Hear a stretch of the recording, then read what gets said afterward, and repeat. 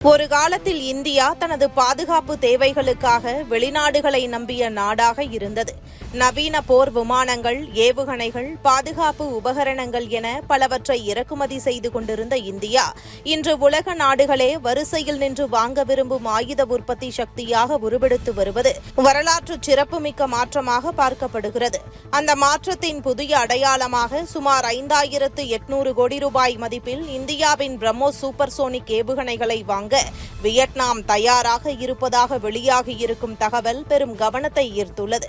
ஏற்கனவே பிலிப்பைன்ஸ் இந்தியாவின் பிரம்மோஸ் ஏவுகணைகளை வாங்கி தனது பாதுகாப்பு அமைப்பில் இணைந்துள்ளது. இந்தோனேஷியாவும் இதற்கான பேச்சுவார்த்தையை முன்னெடுத்து வருகிறது. இந்நிலையில் வியட்நாமும் இந்த பட்டியலில் இணைந்தால் தென்கிழக்கு ஆசியாவில் பிரம்மோஸ் ஏவுகணையை பயன்படுத்தும் 3வது நாடாக மாறும். வியட்நாம் அதிபர் டோலாம் தனது முக்கிய வெளிநாட்டு பயணமாக இந்தியா வரவிருக்கும் நிலையில் இந்த ஒப்பந்தம் இரு நாடுகளின் உறவை புதிய உயரத்திற்கு கொண்டு செல்லும் என எதிர்பார்க்கப்படுகிறது. இந்த ஒப்பந்தத்தின் மூலம் வியட்நாமுக்கு கடற்கரை பாதுகாப்பிற்கான நில அடிப்படையிலான பிரம்மோஸ் ஏவுகணை அமைப்புகள், பயிற்சி வசதிகள், தொழில்நுட்ப ஆதரவு, பராமரிப்பு சேவைகள் மற்றும் ஆடம்பரகட்ட ஏவுகணை தொகுப்புகள் வழங்கப்பட உள்ளன. தென்சீன கடலில் அதிகரித்து வரும் பாதுகாப்பு சவால்களை எதிர்கொள்ளும் வியட்நாமுக்கு அதிவேகமும் துல்லியமும் கொண்ட பிரம்மோஸ் ஒரு சக்தி வாய்ந்த பாதுகாப்பு கவசமாக அமையும் என்று நிபுணர்கள் கருதுகின்றனர். ஒளியின் வேகத்தை விட பல மடங்கு அதிக வேகத்தில் பாய்ந்து எதிரிகளின் இலக்குகளை துல்லியமாக தாக்கும் திறன் கொண்ட பிரம்மோஸ் ஏவுகணை உலகின் மிகச்சிறந்த சூப்பர்சோனிக் குரூஸ் ஏவுகணைகளில் ஒன்றாக மதிக்கப்படுகிறது.